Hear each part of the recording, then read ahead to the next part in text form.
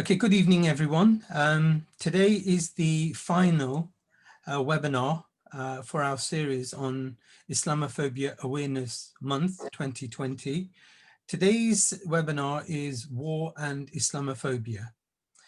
We are joined this evening by Salma Yaqoob, the activist, leader.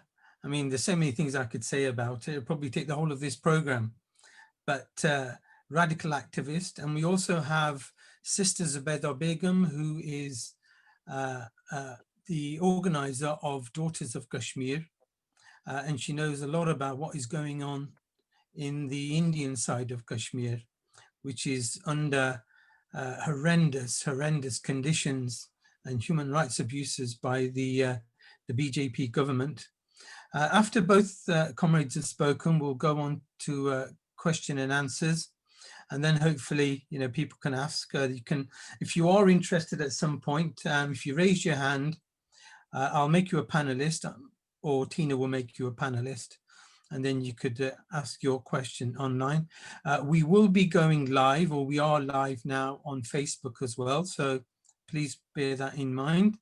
As most of you know, LLA is the largest, fastest growing grassroots organization for Labour Party members and for people that have been suspended and expelled from the Labour Party.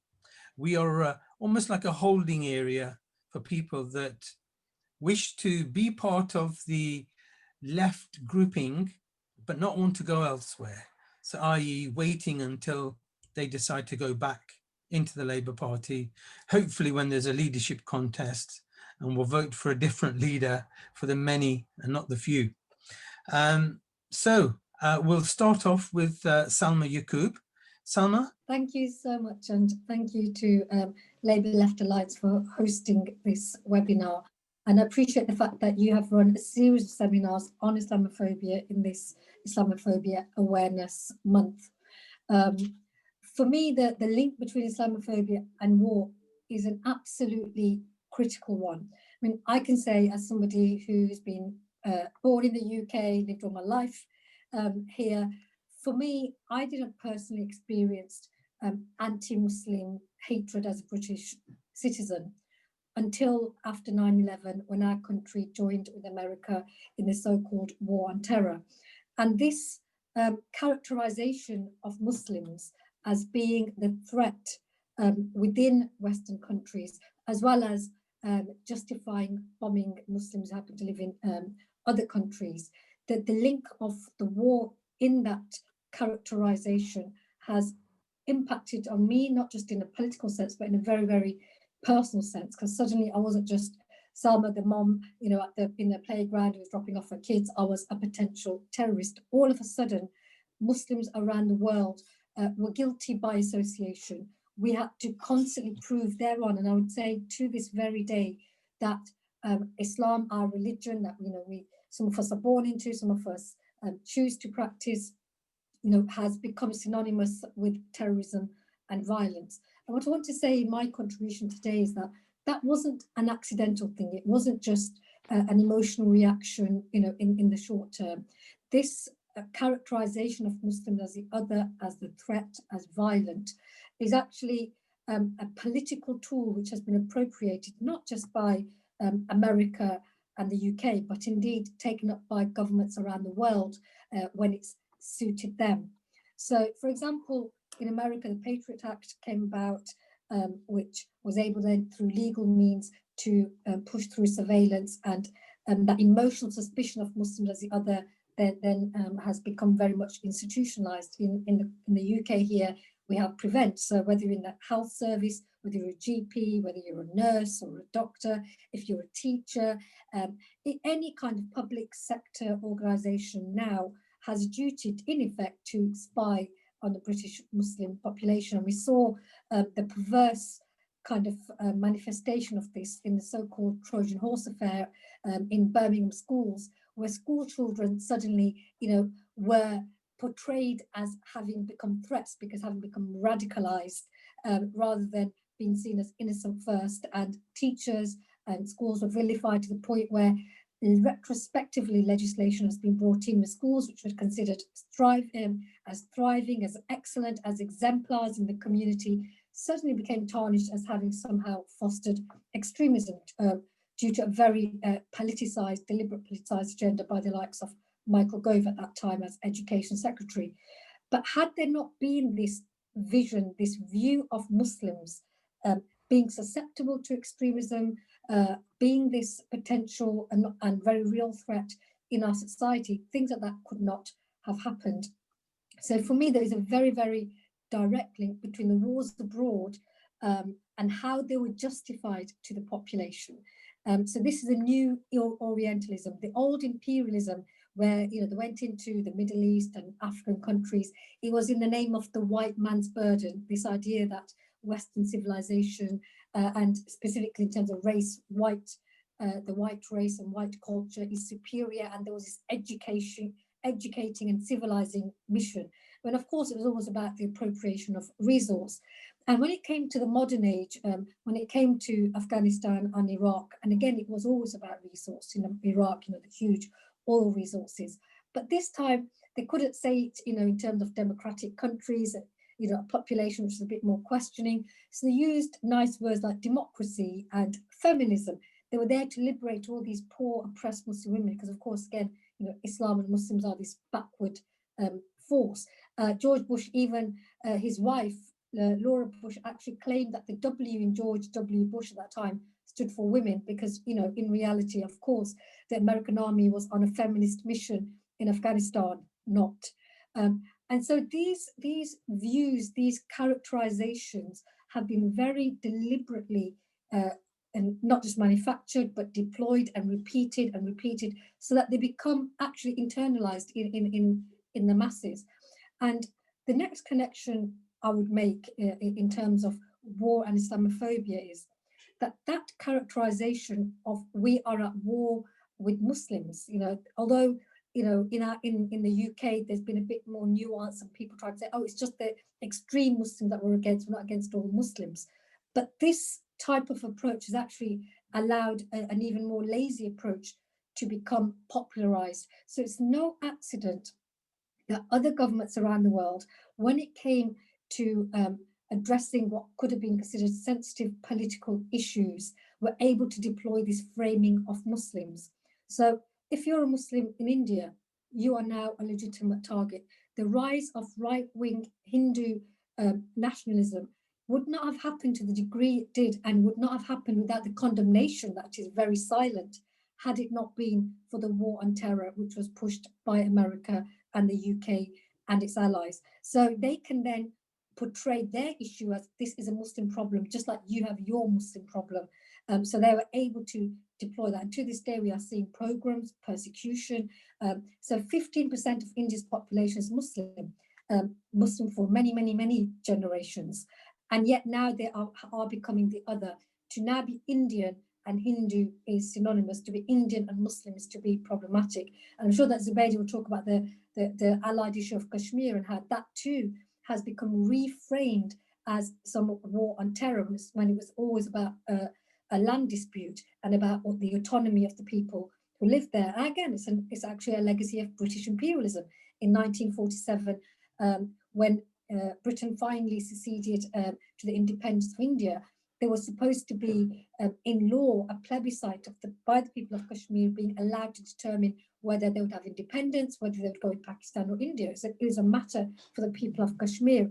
To this day, that plebiscite, that vote has not been allowed to take place, and India is claiming it for itself. Pakistan is claiming it. Yet India has got 700,000 troops, virtually an occupying force in Kashmir, but now uses a war on terror language to justify what it's doing. The same, the Palestinian issue, people native to the land, fighting for their right to self-determination, people had been literally an ethnic cleansing had taken place in the Nakba, people wanting the right to return to their homes to claim their independence. Suddenly this dispute over land is being characterized as a war on terror, which could not have happened had it not been for the wars in Iraq and Afghanistan, which were led by America and Britain. You see the same in China. More and more people are now finally hearing about these concentration camps, the awful persecution of the treatment of the Uyghur Muslims. But actually, it was George Bush who was approached by the Chinese leadership at that time and who gave an endorsement, in effect, to the treatment of Muslims, because they again said, this is a Muslim problem. And just like you've got your Muslim terrorism problem, we've got a Muslim terrorism problem. And it was very easy for regimes around the world to carry out very draconian, murderous, violent actions, not just words, against Muslims in the name of the war on terror.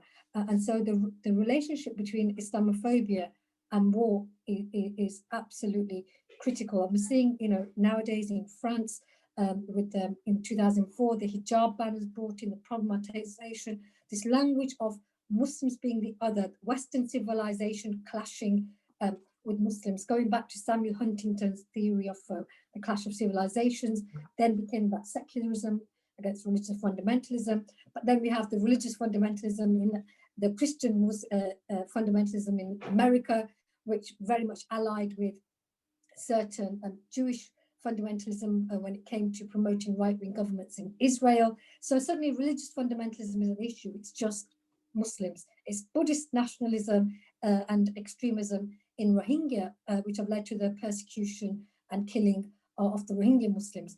And yet we don't hear in any kind of mainstream discourse that Hindu extremism is a problem, that Buddhist extremism is a problem, that Christian extremism is a problem. What we hear day in, day out is that Muslim extremism is a problem, to the extent that Muslims themselves have had to have very much internalized this. And we've got this good Muslim, bad Muslim narrative. And we've got this narrative to the extent that if you are a politically active Muslim, you are even more suspect. There is pressure on the Muslim community to simply condemn any act of criminality or extremism done by any Muslim anywhere in the world. We do that anyway, but the fact is we are all guilty before we can prove any innocence, rather than innocent until proven guilty. And of course, that kind of pressure, that expectation is not put on any other community. So it is with a wryness that we we look at all this kind of virtue signaling around racism that's going on at the moment. And it's only right that Black Lives Matter has become an issue which is more and more mainstream, because for centuries, Black people have been marginalized and otherized. And I would argue that tied in with that is the otherization of Muslims, which predates these particular recent wars in the Middle East. Edward Said gave a very powerful analysis of Orientalism and how the West has actually defined itself in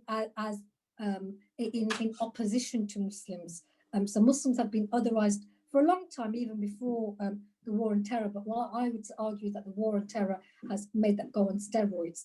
And because I don't forget, as somebody in Europe, that actually there was a genocide of Muslims in Bosnia, in former Yugoslavia.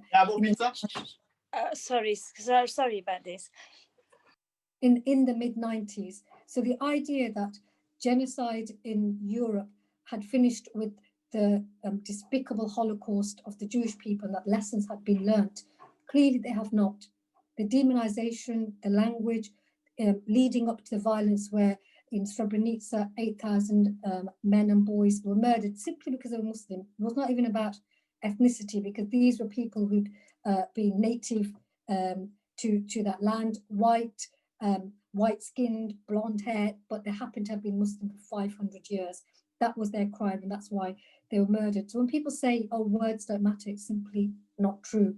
Words lead to these kinds of incidents. And Brexit itself was dominated by an Islamophobic discourse, which hasn't really been acknowledged. Those posters of Turkish Muslims invading Britain, very much playing into those emotional fears of the Muslim swarms and Muslim hordes who are going to take over. And of course, the English Defence League, in its whole, raison d'etre was to say that we don't want creeping Sharia, that somehow the Muslims in the country were plotting to take over. This tiny minority in Britain were doing that. And so for me, it's something that is not an intellectual exercise. It's something that I have to live with the weight of it. I work in the mental health sector as part of the NHS. It has had a profound impact on mental well-being, on physical ailments. It's no surprise to me that these kind of not just macro aggressions, but the way that the lived reality of being a Muslim at this moment, in this particular moment in time, is a very, very pressured one. It's one where we tell our young boys, don't wear, be careful of how you go out. You have to, you know that you're already going to be targeted. You know you're already going to be seen in a certain light. It's something that my kids have not known their life without it. At least I can have a pre 9/11 memory of what living in the UK was like. For me, it was just going to get better and better. The stories of racism that my parents told was, for me, something in ancient history. I was a generation where it was only going to get better from now on. And so, of course, it saddens me that not only have we not stood still, we've actually gone backwards. So this fight against anti-Muslim bigotry, against Islamophobia, is absolutely vital. I will end on this, that whilst Muslims have been at the forefront, what the left is finding itself, the position is very much the Muslim experience of being demonized, of being otherized, of people saying things that you are and are saying which are simply not true because you are now seen as a threat. And this alliance, this solidarity between Muslims and the left is actually an important one. Part of the reason why they're going for the left at the moment is because of the solidarity at the grassroots level that has built. And I would say it's a backhanded compliment that when the elite see you as a threat, they will demonize you and marginalize you. They ignore you and let you do what you want when they don't see you as a threat. But when they see alliances of good people from all backgrounds who refuse to actually be divided, who say that, yes, I have this faith or that faith, I'm from this background, but what we have in common is far, far greater than anything that divides us. And I will not just stand up for myself, but I will stand up for whoever is oppressed. That mentality, that is what they want to break. And so for me, standing up, speaking up, being proud of my identity as a Muslim, but actually for me, it's about defending whoever is under attack, regardless of who the oppressor is. And if it's a Muslim, for me, it's not Islamophobic to condemn the state of Saudi Arabia, for example, with its wars in Yemen, with its absolutely disgusting human rights record.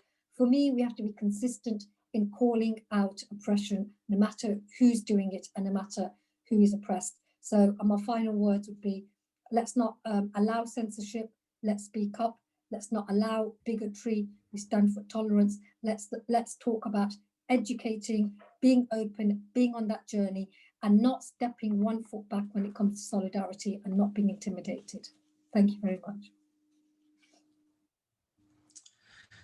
Thank you for that, Salma. That was an amazing overview, very informative, found it very interesting for what you've said. We'll now move to Zubeda Begum, the organizer of Daughters of Kashmir, and she will enlighten us with the situation of the people in the Kashmir region. Thank you, sister. First of all, I would like to say hello to everybody, and my sister Salma. She's been a very good inspiration for us all sisters. And I'm not in politics, and I'm just an activist, and I've just come in this 3 years ago, 2-3 years ago, and that reason why was that because somebody wanted to take me to Parliament House and speak on behalf of Kashmiri women. And I've be honest with you, I wasn't aware about anything, what was happening in Kashmir. I used to just be like normal, working in my own life and looking after my own family. When I looked into it, it was, I could not sleep for 2-3 nights. Before even going to the House of Commons, I realized how dangerous those people were living and what kind of lives they were living in. Women were called black widows. Women have been raped in there. I mean, even now, just 2 weeks ago, there's been shelling, and 25 houses from line of control in Azad Kashmir side have become homeless. They could not even save a needle from their house. And there've been there's a child who was, I think, 2 years old. He's passed away, and then there were other people who've been injured, and there've been some people who've been martyred as well. Even in all the listeners, I mean, obviously you guys will be all aware of this, that there's like they found graves. I've been looking into it, and they found graves in the valley, and there's 371 graves they were found in one single location, and approximately 400 bodies from each grave. Or if another location, they found 2,156 unidentified graves. Now, even at this present moment, when all this shelling took place, we sent there's no organization, humanitarian organization, that is giving them relief. In the Pakistan Azad Kashmir, on the line of control, yes, there are people on ground, they are helping, but not the people on the other side of Indian occupied Kashmir. And their right of determination has been taken away. They are being forced, they're being oppressed. They've been, the women, they are being like, I read an article from 23rd, 1991. Indian Army launched a search and interrogation operation in the village of Kunan, and Pushpura is located in the village of Kupwara district. At least 53 women were gang raped by soldiers, and human rights reported this regarding the rapes at the United Nations, but nobody has taken no action. No human right organization has got up and gone there. Even Amnesty International, I actually joined Amnesty International as a paid member just to see how I can seek help for these Kashmiri people. And they said they can't do anything till British, UK does not allow them, forces India to give them visas to go in there. And then we've supported Labour. We've always stood up. We did everything, and Salma Yaqoob is a witness of that. And then Labour doing a U-turn on Kashmiris, I thought that was appalling.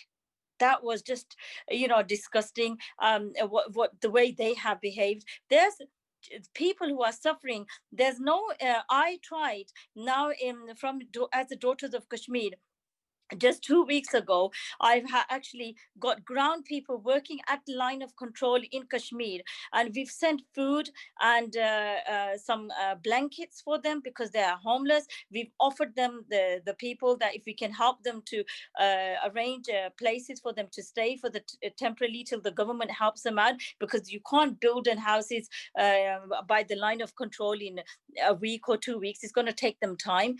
And then on the other side, we know the people are injured. We know those people need help as well, but there's no organization, NGO going on the other side. And we've even put a place there, not a charity shop, but a place where we can send some clothes, some warm clothing, because it's snowing there, so we can try to give it to the people who are on the line of control.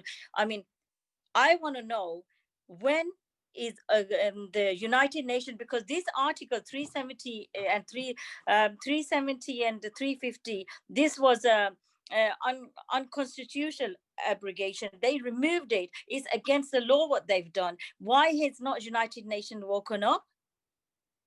Where are they are using these humans as a human shield.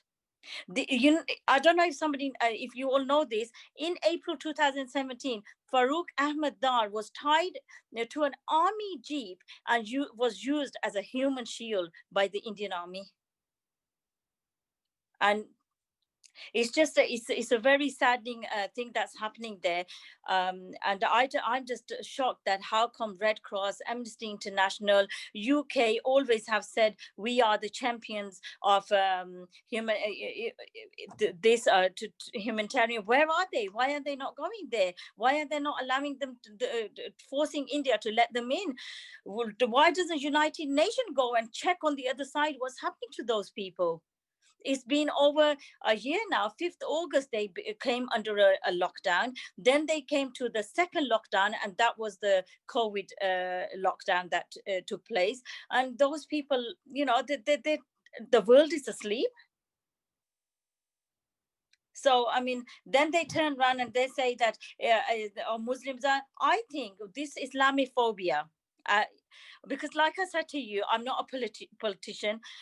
Islamophobia, they are using this to distract our attention towards Islamophobia, and all these crimes that are taking place. They are just these crimes are taking place for them to take the lands, to take you know, the positions there, and make themselves. This is what they're doing. This is what I think. So I don't know if somebody wants to, Salma Yaqoob wants to add something or more onto this, but I am really, really sad what's happening in India at this present moment as well. Okay, Sister Zubeda, thank you for that very emotional view of what's going on in Kashmir. It's very sad, it's very unfortunate that innocent people again have been denied their human rights and treated as if they live in a cage. So many laws, international laws, human rights have been broken, and the world stands silent, unfortunately. Comrades, what we'll do now is we'll go into the question and answer session of this webinar. First, we have Tony Greenstein. Tony, do you have a question or a statement that you wish to make? You're muted, Tony. You're on mute, comrade.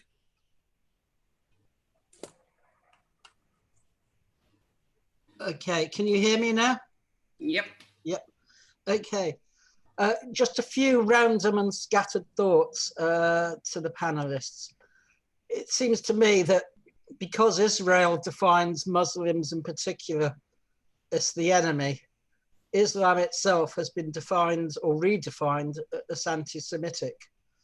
And we hear constantly the refrain about the Judeo-Christian heritage, which you may have come across, which is somewhat ironic given that the feudal Christian anti-Semitism was far, far greater than anything that occurred in the Muslim countries where Jews actually sought refuge, for instance, after the Spanish Inquisition.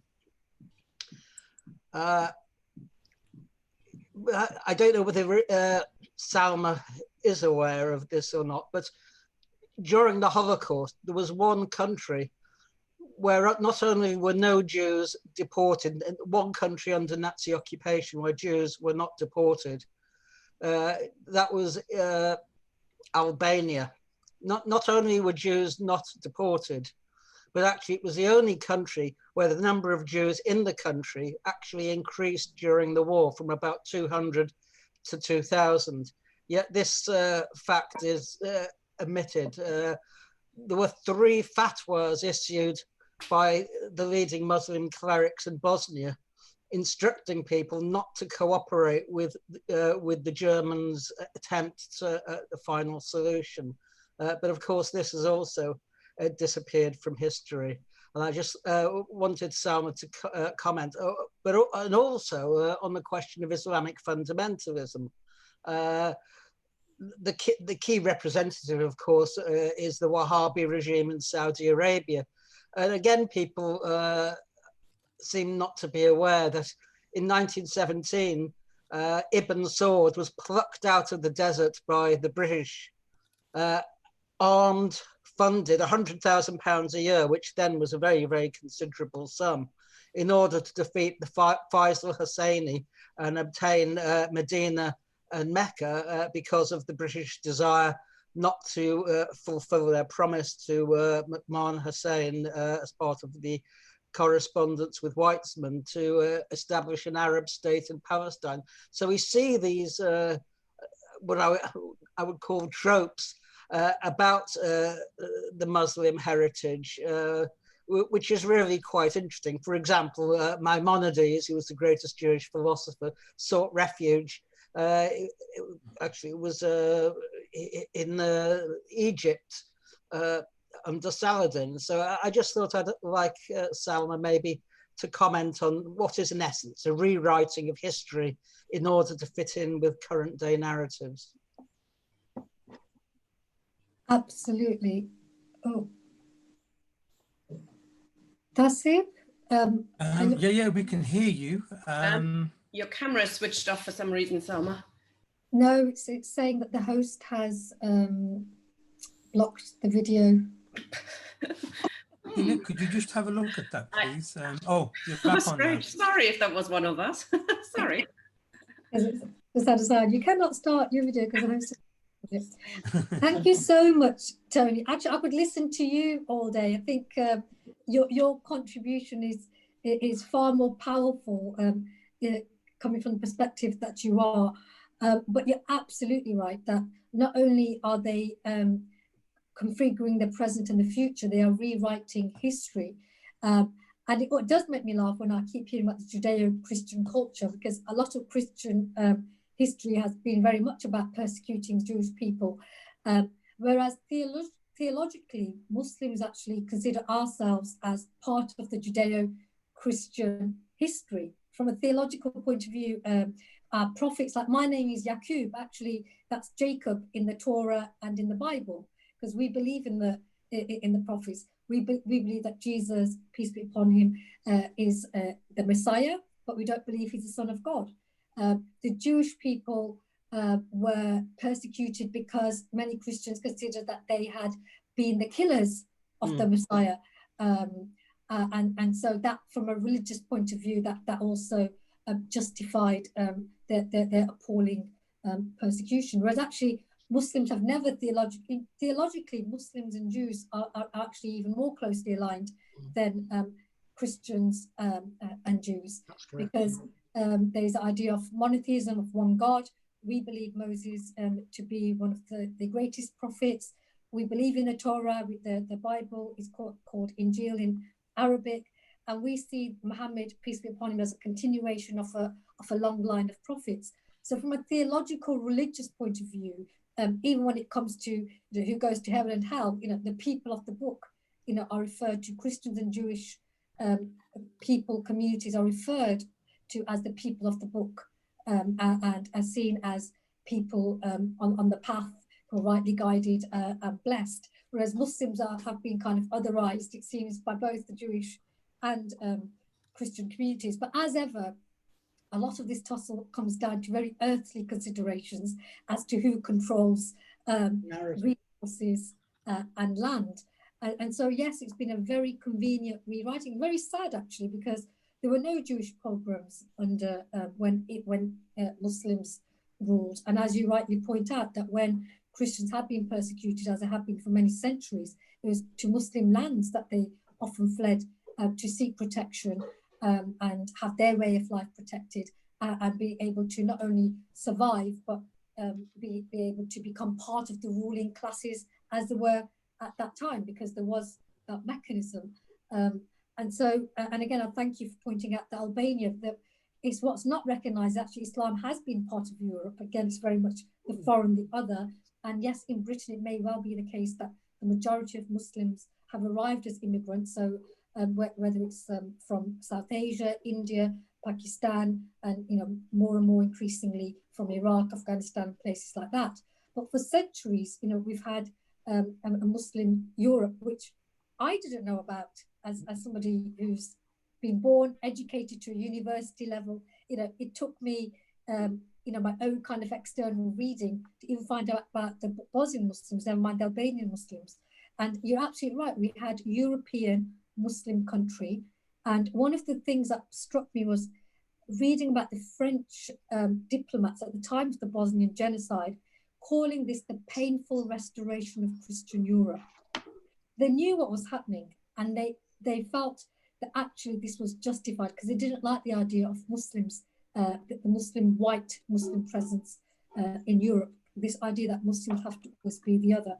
And I think it is important as part of our solidarity, as part of humanizing all these issues, to be honest about the history. And yes, you know, all communities will have an ugly underbelly. You know, this is not to say that all Muslim history will be, you know, about heroes and good things.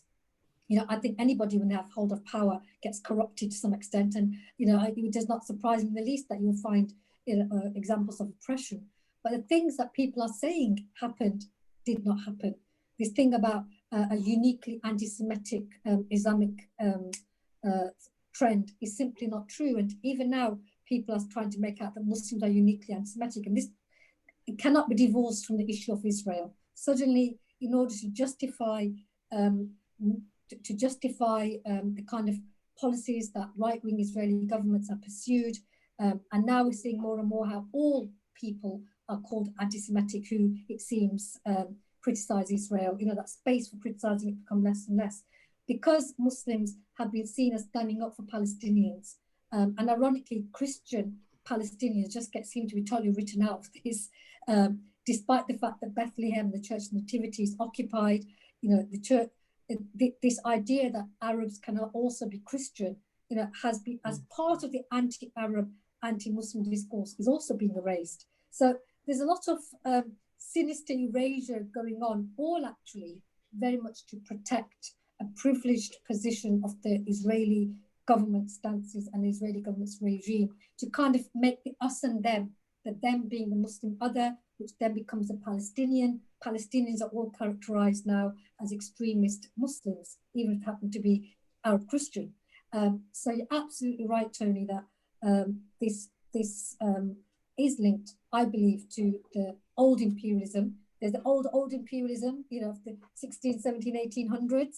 Then I believe there's quite recent imperialism, whether it's in what's happened to the Palestinians since 1917 onwards. The breakup of the Ottoman Empire, the Saudi role in that. Saudi Arabia is itself an artificial construct. And because the holy sites, you know, sites which are holy to Muslims of Medina and Mecca, from a religious point of view, they have this veneer of religious authority, which they very much using their petrodollars try and expand in the world to prevent itself being criticized. But Muslims are seeing through this, you know. So yes, you can be a practicing Muslim, but you know, certainly you should be free to criticize. And in Saudi Arabia itself, criticism is not allowed. You know, if you stand up for democracy, you are thrown into prison, tortured. As we know, Jamal Khashoggi literally dismembered, cut up in the Turkish embassy. You know, the world knows this is what happened. Was there any criticism of Saudi Arabia? Were ties cut? Heck no. You know, our own country was supposed to have sanctioned Saudi Arabia when it came to the arms trade, but no, it's happily carrying on with it. So even their Islamophobia, you know, when it comes down to actual extremists, and I would say that they have created an artificial new version of Wahhabi Islam. It's not something that's been part of the 1400-year of traditional Islam. It's very much to protect. There's been a dirty deal done that the Saudi theologians will not politically criticize the Saudi regime. They will justify it from a theological point of view of, you know, we hear and obey. And in exchange for that, the political demography, the political authoritarianism allowed. And this is very much backed up by the world order by Western countries. So America, Britain, France, you name it, because, you know, they're absolutely fine with the lack of women's rights, the lack of human rights in Saudi Arabia. They're our friends. So our allies when it comes to violence, when it comes to private contracts. If you're an ally from that, you can be whatever background. So being a Muslim from that point of view isn't an issue, which why we see that the kind of Trump alliance with Prince Salman, you know, he boasted about it. Trump said, you know, in his own crude way, I saved his ass. He didn't even pretend otherwise. And we know that when it comes to the Bin Ladens, they themselves were very respectfully escorted out in their private planes after 9/11. You know, when we know actually it was that the violent ideology which would justify those kinds of attacks very much came from an extremist Wahhabist interpretation. And this is something Muslims know, this is something Muslims talk about, but when we say it, it's silenced, and instead we are just told we have to just keep condemning Islamic extremism, even when we know that the majority of victims of the extremist theology that Saudi Arabia has propagated are actually Muslims and still continue to be so. Can I just add a rider, if that's okay?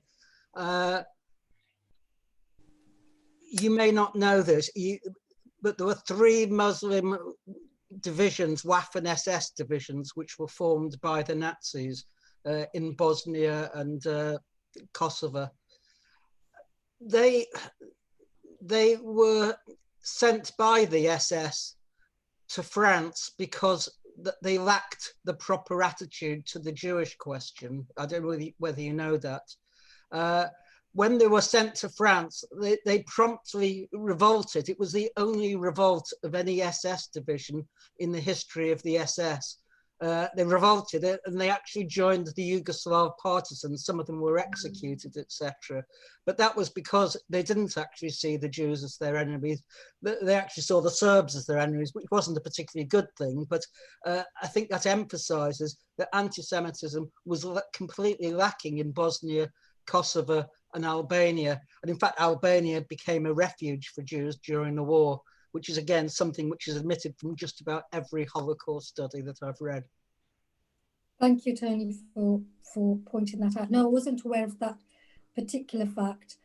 But for me, you know, the way, like, for example, we know that when it came to the Western Allies, huge amounts of the Commonwealth population were mobilized in the effort to fight the Nazis. In the same ways as one of the corollaries of imperialism, because it wasn't just Britain which was a colonial force, of course Germany was as well. So they would then try and mobilize their, you know, their populations, you know, and this world war where so many people were told different things as to what they were fighting for, when, you know, when we know that the kings and queens were all one family anyway, you know, from Russia to Germany, you know, our own British, you know, royal family, you know, is of German descent. And this actual squabble was between cousins, and yet the whole world, you know, became embroiled in this. And so now, you know, Muslims who are on the other side of it, you know, people try and say, well, that's because, you know, Islam is apart from Nazi ideology. Of course not. And of course there was, as I said, a whole other tussle around the empire, the Ottoman Empire as well, as to how that was being treated and how that was being sucked into the First World War at that time. So having a more nuanced understanding of history, of course, is important. And Tony, your contribution to that is absolutely vital and necessary. And when it comes to interfaith, not just whether you happen to be devout or not, this alliance of Muslim, Jews, Christians, in particular, I think is vital. But to do it just on the basis of, oh, don't we like each other's food, and, you know, just a few kind of shallow niceties isn't enough. I think it's important to be real about where there were painful episodes, but also when it comes to solidarity, to be honest about where the politics of it lie. And that does mean going to uncomfortable spaces at times, but I think that's where the real kind of bonding is solidified. And I appreciate that solidarity immensely, Tony, and I appreciate that everything that you've gone through, and I know that you have been personally vilified because of the solidarity stances you've taken, in particular for Palestinians. Your personal life, I know, would be a lot easier had you stayed silent. And I remember growing up, you know, you watch these movies about the Nazis and you think, who wouldn't speak up? And you watch the movies about civil rights movement and you think, who wouldn't speak up against racism? But now you see the censorship that's coming even now here, which I never expected, where people are being demonized and called all sorts of awful things, and you're being cancelled as a human being. And people are told you shouldn't talk to that person, or you too will be vilified and called a racist or called all sorts of things. And whether, you know, other comrades on this call know about what Tony's been through or not, I want to pay tribute to that, because you are standing in the tradition of those anti-racists who didn't just stand up when it was easy to do so, but have stood up and are standing up at the difficult time when to be an anti-racist, a true anti-racist, standing up for those really marginalized and oppressed people who it's not fashionable to stand up for at the moment. And that for me is the sign of real integrity. So thank you very much. Yeah. Sister Salma, I absolutely agree with that. Tina's going to ask a question, but before Tina comes in, I just want to ask Zubeda, the situation for the Kashmiris, particularly the ones under the Indian control. What sort of situation are they going through with the people across the border? Are many Muslims, Hindus, Sikhs in India aware of the cause of what's happening to the Kashmiris?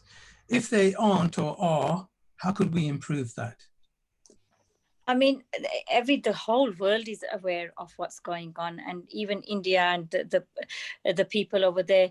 The thing is, the what I'm looking at is obviously the United Nations needs to come in now. This is not a bilateral issue at all. This is and it's never been a bilateral issue.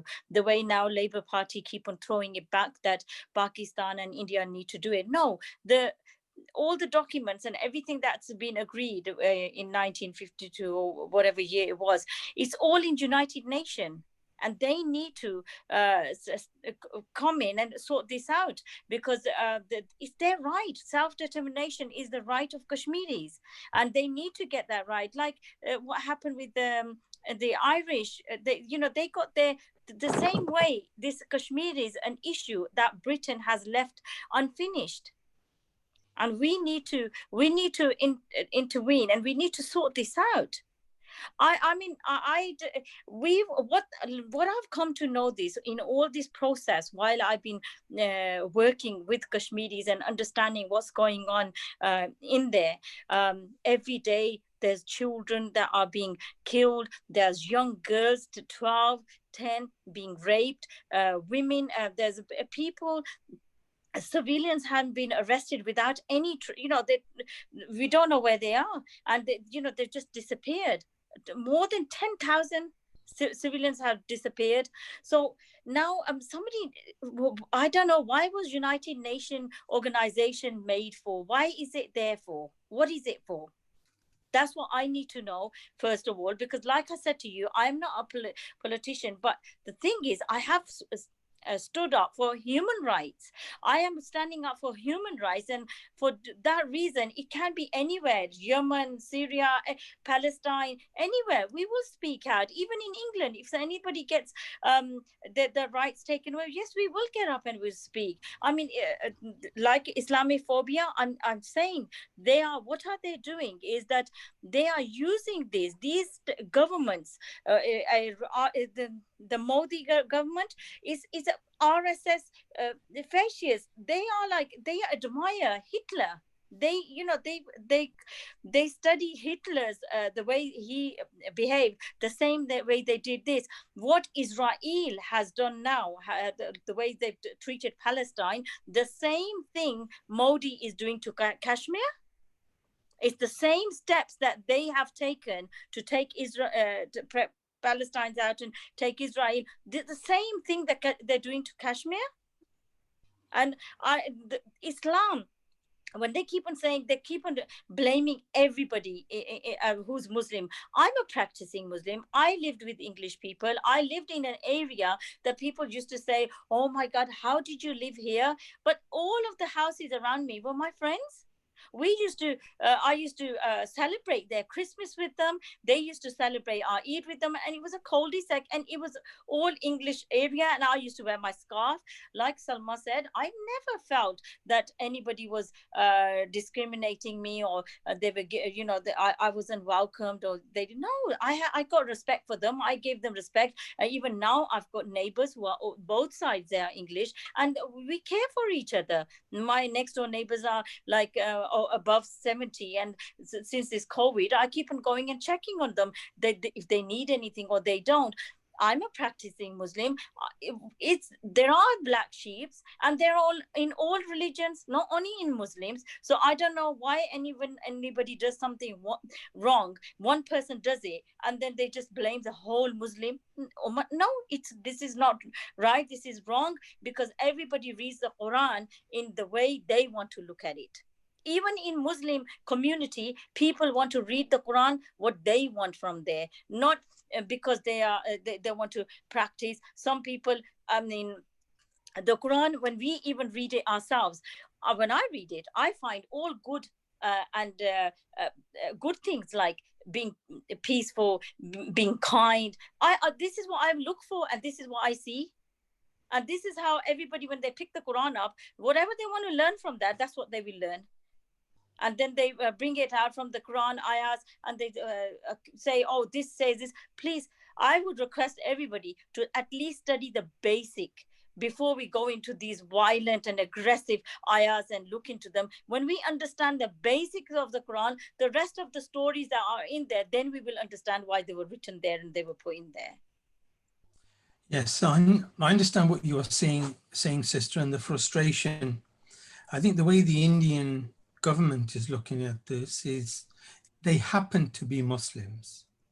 All they want is the actual land, as Sister Salma has already mentioned, and resources that are underneath that land. And if there was another community in there, they would go through the very, very similar challenges.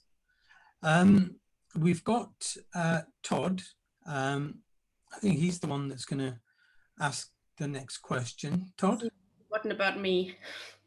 Tasib? Oh, sorry. Right, Tina next. Thank you, Tina. Thank you. Thank you, really, both speakers, very strong female speakers. I like that. I think really good to hear more about the situation in Kashmir. And it's terrible that the Labour Party has changed its position. You mentioned that it's an outrage, really, and we should, the next conference, whenever it may happen, has to have motions on that and discuss it and force the leadership to change track there.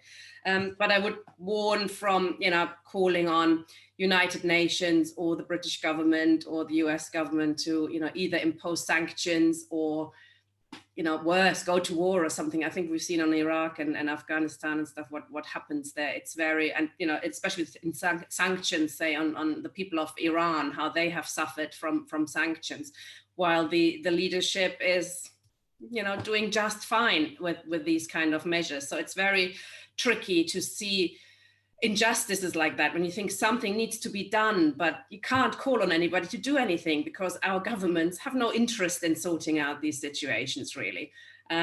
It's only the working class, really, internationally, our people that could make a difference in these situations. Unfortunately, we're really weak as a movement at the moment. But what we've done when it came to the issue of Iran, we tried to forge alliances with from workers here to workers there, working class organization, that are actually on the ground and are fighting against their leadership on the ground, etc. So if there's any links we could form that you could help us to become better educated on, that would be really useful.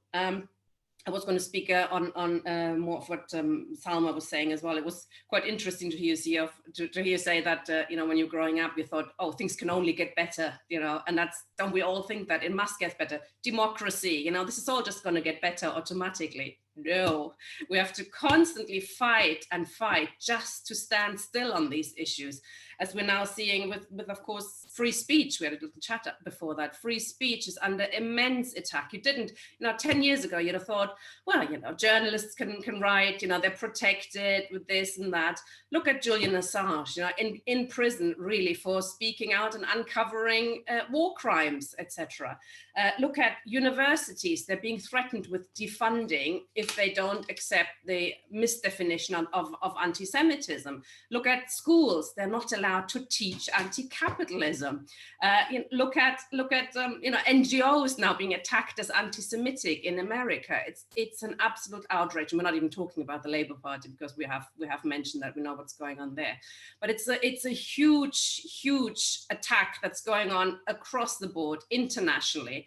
And yes, it has a lot to do with Israel, no doubt. But our governments are using this as a absolute, a godsend to attack the left. This is an all-out attack on working class organization and the left speaking up, and they're using it in the US against Sanders. They're using it here, etc. So just a little plug for a conference on free speech that Labour Against the Witch Hunt and Labour Left Alliance are organizing on December the 12th. And I'm very much hoping that groups like Stop the War would also be interested in co-sponsoring that. And I know your Salma has connections there, so that would be really good. because this is something that shouldn't, it's not just affecting the left. This is really affecting across the board anybody who's got something to say on not just on the issue of Palestine and Israel. This goes much further than this. So it was very interesting to put you to see that, how we have to remake our issue. I hadn't thought about, actually, but you're right. Brexit, yes, of course, Muslims were totally. It was always Muslims on these posters. Quite right. I hadn't thought of that, but that is a scapegoat, isn't it? An easy scapegoat that is being wheeled out, etc., all the time, and this will get worse. But it's quite interesting because as a mother, I know children are not racist.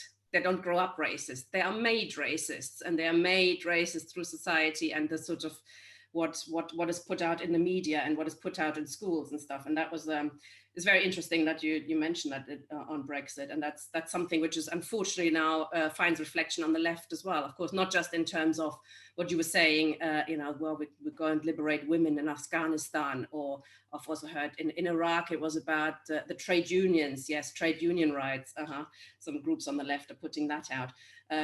Brexit is of course all about our own sovereignty and this kind of stuff, but it's clearly not. I mean, open borders, the demand for open borders, even that, which has been kind of integral to the left for decades, that's been undermined and eroded as people are thinking we must rethink all these issues on these questions on free speech as well.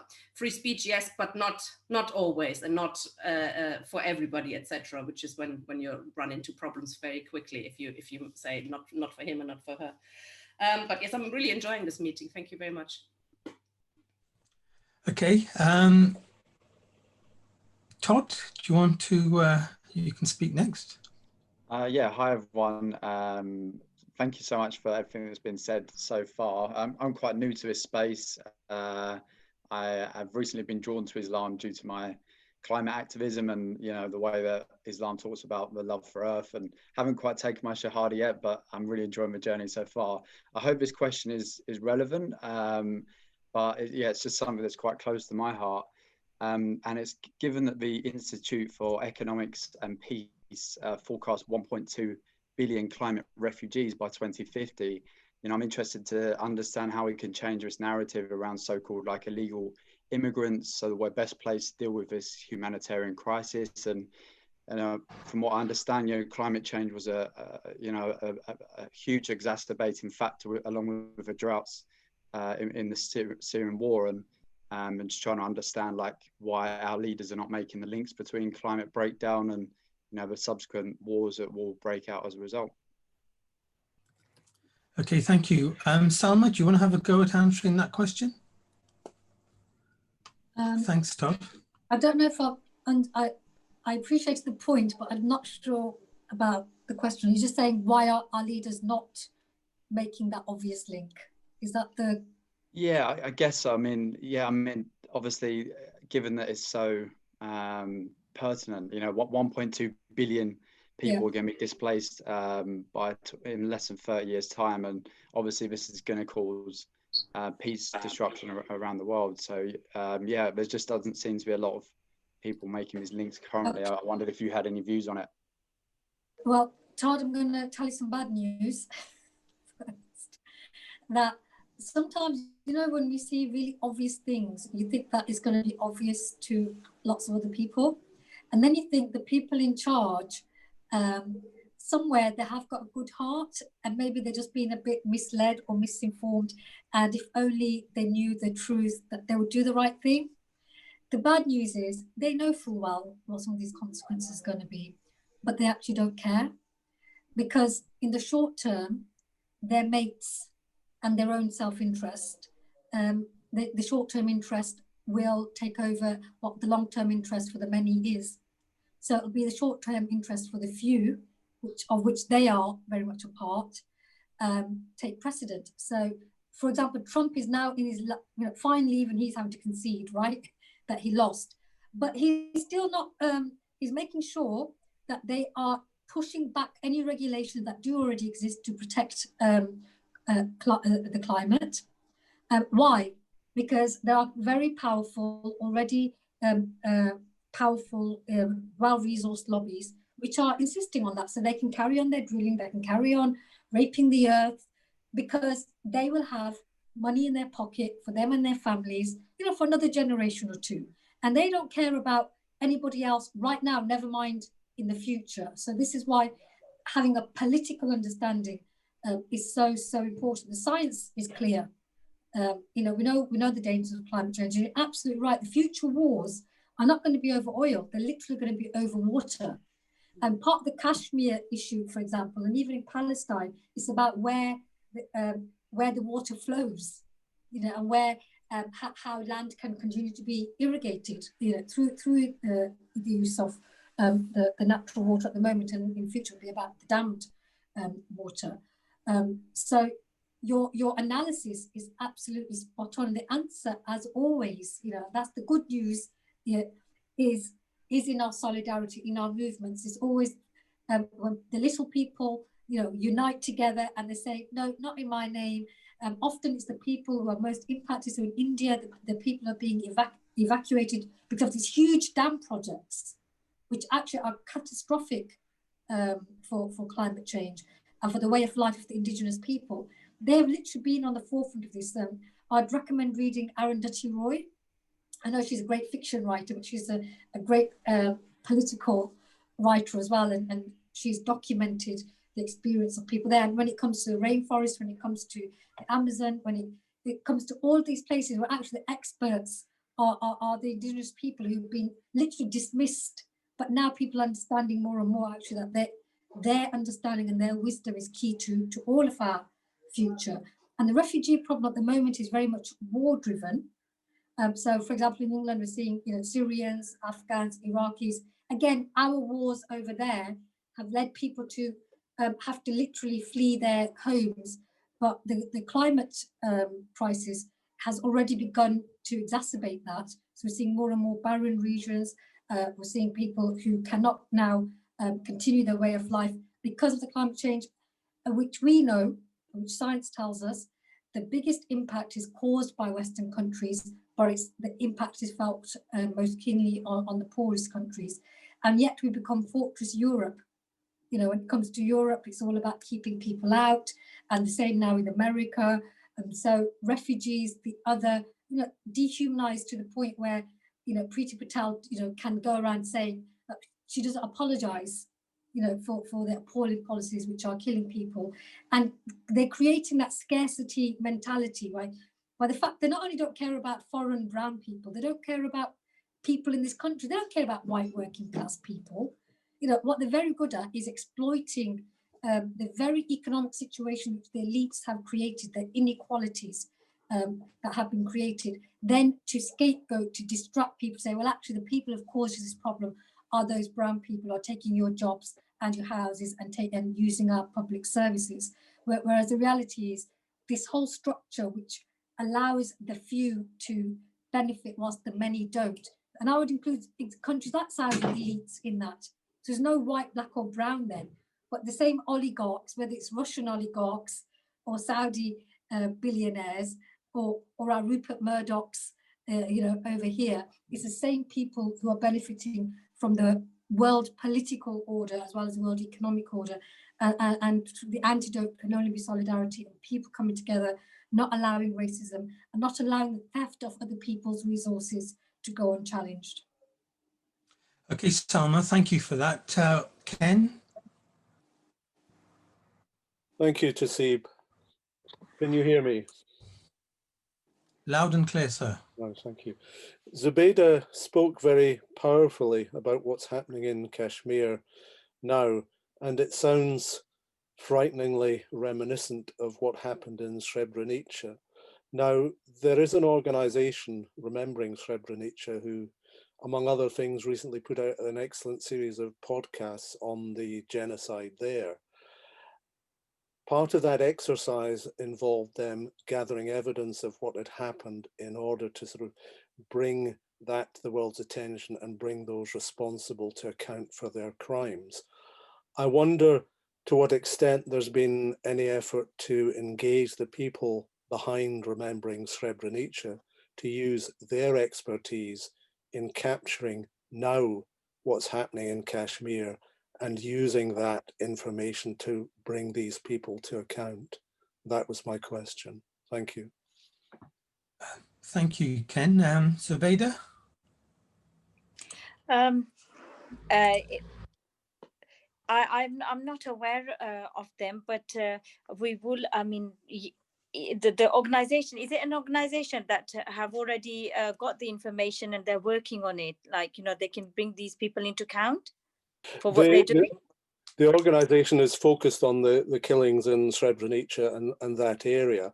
But my point is that they have an expertise generically in, you know, exhuming mass graves, you know, getting eyewitness accounts, bringing these people to justice.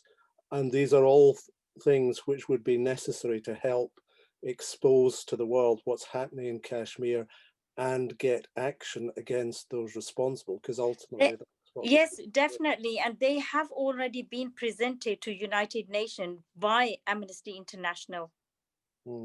But I mean, remembering Srebrenica had their own extreme difficulties in getting people like the UN to take proper account of it. So they took action themselves, and they did manage to get action. So my suggestion would be perhaps people with information about Kashmir should contact the Remembering Srebrenica organization. Definitely. I will take the details from them after your program, and definitely we will contact them and try to see if they can help us on this. Okay, I'll put their address in the chat. Okay, thank you so much for your support. Thank you. Thank you. Okay, do we have any other questions? Tony had another comment. We can't get enough. Okay, Tina. Go on. I'm extremely sorry. Go for it. Something I forgot to mention last time around. Just as anti-Semitism has been redefined in essence as support for the Palestinians, a new term has come about courtesy of groups like Labour Friends of India, which is Hinduphobia. If you support the Kashmiris, or indeed if you support the Dalits, the untouchables, then you are now a Hinduphobe. And I came across by chance an obscure Muslim newspaper from Delhi, which reported a meeting in the House of Commons sponsored by Bob Blackman in 2018, which was part of a concerted campaign, and it was successful, I believe, not to apply the Equalities Act, not to make Dalits untouchables a protected category. In other words, if you discriminate against someone on the grounds of caste, that would not be racial discrimination. And who addressed that meeting? A Mr. Gideon Falter, who is chair of the campaign against anti-Semitism, who pledged his support to that campaign. And I think it's very interesting because Hinduphobia is really the BJP equivalent of anti-Semitism. And I thought I'd just throw that in so that people are aware of how now anti-racists are being redefined as racist if you challenge the identity of racists. It's interesting, I thought. Thank you. That's all really I wanted to say. Absolutely. Absolutely. May I pick up on that point? Yes, sure, Salma, go for it. And it has a very direct bearing on British politics, this does. This is no accident. So the fact that there is an alliance between the right-wing Indian government and the BJP kind of activists and ideology and the Israeli government. And this kind of attack on Labour, so they've got the same playbook now. So what we're seeing now is an Indian lobby, which very much has the Israeli kind of government template now. And so what happened with in the Labour Party, we are now beginning to see that same aggressive mischaracterization of solidarity politics. So it wasn't surprising to me when, despite the fact in the Labour Party conference, overwhelmingly a resolution on Kashmir just expressing solidarity was passed, that suddenly Jeremy Corbyn is told that the Indian embassy would no longer want ties with him. There was a huge amount of pressure put on. Keir Starmer has now got very, one of the first people he met alongside the likes of JLM, etc., were the representatives of the Indian lobby. And this Hindu phobia is something which is being pushed now. And absolutely right. The irony, of course, is that ideology is a racist one. It is a discriminatory one. Within their own Hindu traditional understanding of castes, where people literally are born into a lower class and then are deemed untouchable, literally, is something which is put into a national framework, and Muslims fit into the untouchable class. So although they're not Hindus, obviously, that attitude of who is untouchable is now more and more institutionalized. And with it goes along a very aggressive anti-Pakistani rhetoric. So when it comes to British politics, the impact is that if you are a Labour Party member, for years we have been, as Pakistani communities, seen the sight of Labour politicians at election time coming and saying, oh, we feel for the Kashmiri issue, and of course not doing very much about it, but at least giving some kind of nod to the fact that something bad's happening, but never doing anything. And so it's quite heartening, and people were really touched and saying, oh my God, it's official Labour policy to actually have the issue of Kashmir stood up for. And they felt, a sense of belonging, a sense of validation after literally decades of, arguing for being able to talk about this issue. And along come a few well-resourced lobbyists, and suddenly party democracy is silenced, overturned, and we hear that the actual the policy is now being reversed. And Tony, you're absolutely right to point out the parallels, both I think in ideology, but also now in the political organizing that is going on. And the first receiving end people, quite frankly, are Muslims, because commonality will be Muslims are the problem, Kashmiri Muslims are the problem, Indian Muslims are the problem to the Indian government, or are characterized as the problem in the same way that Palestinians are characterized as the Muslim problem when it comes to the Israeli government. But what they're most concerned about is the impact that Muslim populations in the West have, the fact that there are growing population, the fact that if we engage in democracy, we may, God forbid, have a say, bring a democratic element in. And so one way to shut that down is by shutting down the activism of Muslims on the ground, in the same way of shutting down the activism of the left groups. And it's not accidental. I would refer people to the Reut papers, written almost, I think, 20 years ago now, where strategies like this about literally infiltrating student movements, academia, all political parties, with a certain defense of right-wing governments, in that particular case, it's the Israeli government, by crushing alternative viewpoints and solidarity viewpoints of politics over there. So politics in countries abroad, which may, for most British people, are, like, well, it's got nothing to do with us. Actually, it's the lobbies are very much influencing British kind of domestic politics, and how populations within Britain are being viewed, and for certain cases Muslims, reinforcing that our views are very much secondary. So the fact that Labour Party Muslims, this I think I would also refer to Labour Muslims Network report on Islamophobia in the Labour Party. I see this as just another step in that, and it's a real shame that Keir Starmer and the leadership has completely capitulated to these lobbies. And instead of standing up for its ordinary members and putting actually what I genuinely believe are the interests of British people, the majority of British people, instead it's vested interests both at home and abroad, which are being prioritised. Definitely, Salma, and thank you for that. We are coming to the end of the show very shortly. We'll just do one more round of questions, if there are any more questions. Is there anyone that wants to ask a question, Tina? Matthew's got his hand up. Matthew. Okay, Matthew, you can unmute yourself now, and if you want to release your video so we can see you. Yeah. Thank you. Hi, comrades. I'm hoping you can hear me. Right, there's a couple of things. What was really interesting, I think, in terms of what's happening in India, first of all, obviously, was the movement against the CIA, which is a prolonged and mass movement, which they blocked a whole series of roads, particularly in Delhi, and then of course resulting in the pogrom particularly against Muslims in Delhi and other parts. And the other thing I think, which I think we do need to note, was of course Thursday was one of the biggest strikes in history. Over 200 million people went on strike in India. Not just workers but farmers, etc., against the Modi government and its efforts, obviously to crush down the living standards and the rights of the working class and farmers and the broad mass of small farmers in India.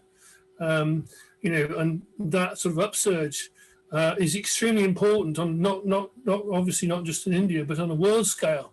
And it'd be interesting to see, if you can tell us more about either of those two movements. Thanks. Okay, Salma, do you want to have a go with that? And then Zubeda can add on to that. Just very briefly, those movements are mainly motivated by the fact that on the economic side, just as these racist ideologies have a scapegoat, but in reality, they're not good for the majority of the people that they claim to represent. And economically, they're very much tied to a neoliberal capitalist model. And so the inequalities in India over the last decade or so have exponentially increased. And there have been the suicide rate, for example, amongst farmers is absolutely devastating. And now more and more people are pushing back. It's very difficult for them to, because it's become increasingly authoritarian. And so these strikes are a huge achievement, really. And I'm not aware of how much of them have as part of them a clear kind of anti-racist, aspect to them. But it can only be a good thing when those who are being most oppressed can see who the actual oppressors are. And as the scales come off people's eyes, the divisive racist rhetoric, I think, will also be increasingly challenged. But that has always been a difficult thing. And we've seen even in our own country, we know that with austerity, with living standards going down, yet the Tories still keep getting elected because they're masters at distraction. And so people on our side, on the left, we don't compromise our principles. We put humanity first. And in our alternative, it's always a bit more difficult to argue because we haven't got those lazy, sinister tropes to call upon, which the right, absolutely, do, drop of a hat and in fact, very much manufacture whilst they're doing it. And that's why for me, the lines between Trump, Modi, Netanyahu, and indeed in Europe, the likes of Orban, there is a huge overlap. The irony is these are nationalists who actually cooperate very closely. They are very internationalist when it comes to the exporting of a certain right-wing nationalist supremacist ideology domestically. But when it comes to capital, a very international flow and a deregulated economy, which actually is detrimental to the majority of people in their own countries. So I'll stop there.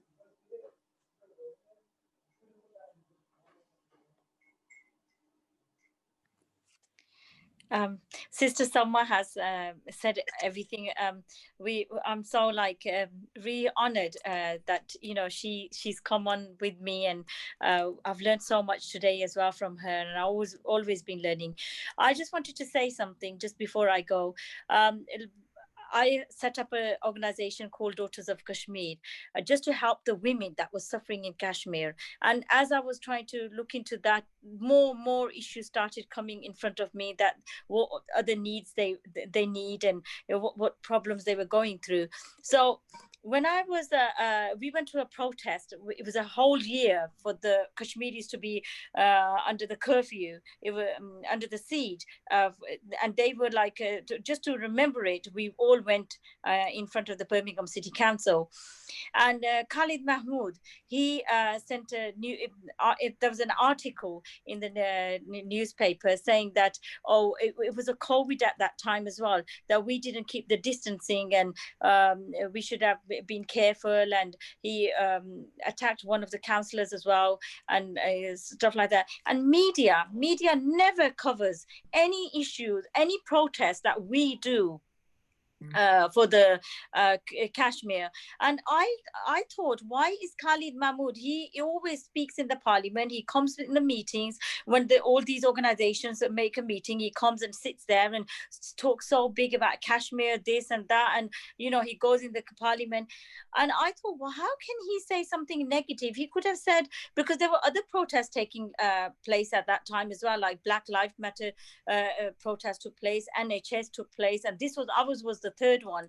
So I said, he never spoke when they did it. Why did he speak on this? So I looked into his thing and I said, why didn't he say something positive, that I'm sorry I couldn't join you, you got, well done guys, you're there, you've done this. Then I said, I'm going to protest against this because this is wrong. Why did he do that? When I set up a protest, I got calls, people telling me to back off, saying that don't do this protest. Oh, he's well known. He's got big people on his side. Things can go wrong for you, or you know, this and that, kind of threatening, mixed kind of phone calls. I ignored it. I said, I'm going to go for it. So when I went, his secretary, she called us Z-level jihadis are coming out. If they've got the free speech and they can say things, so can we. If we don't like something, we can speak up. And she called us it. So I made a complaint to Labour. We did 2 complaints. Till today, it's been over 2 months now. We've not, I think about 2 months, we've not heard anything from Labour saying that this, and she is a secretary of Khalid Mahmood. And she called us jihadis just because we came out to say, why did you say that? You could have said something positive. And then when people started threatening me not to go ahead against him, I started looking into him, what he's been doing. And he is one main person in UK that has been spreading Islamophobia as well. And I know Sister Salma has been always sitting next to him and trying to protect and say, no, this is not right. You're saying this is not right. And that's where I came to know that there are black sheep in our own community who are doing this as well, dividing and creating all these in UK as well. Thank you for that, sister. And Khalid Mahmood is or was on the board of the Henry Jackson Society, which is an Islamophobic organization spreading hate against Muslims throughout the UK and the world. I think now we have come to the end of, I don't think there's any more questions. So just to wrap up, I'd like to thank both of our eminent speakers, Salma Yaqoob and Zubeda Begum, for giving us some very, very interesting points that most of us were probably not aware of. Thank you very much for that. I'd also like to thank all the people that have come on to this Zoom meeting, along with the people that have been watching this on Facebook. And please remember that the Labour Left Alliance is a growing left organisation. We are a grassroots organisation, so your support is essential. We need to grow. Please become a signatory. Join us on Facebook. We've got several discussion groups. We're on Twitter. We also have local groups. Please get involved. We are there for you. We are there to hear your views and to put them forward and to organise the left until we're in a better position in the Labour Party. So, comrades, sorry, I think the camera's going all over the place. Yeah, so comrades, thank you very much. And until next time, all the best. Thank you. Thank you. Thank you. Comrades. Thank you. Bye-bye.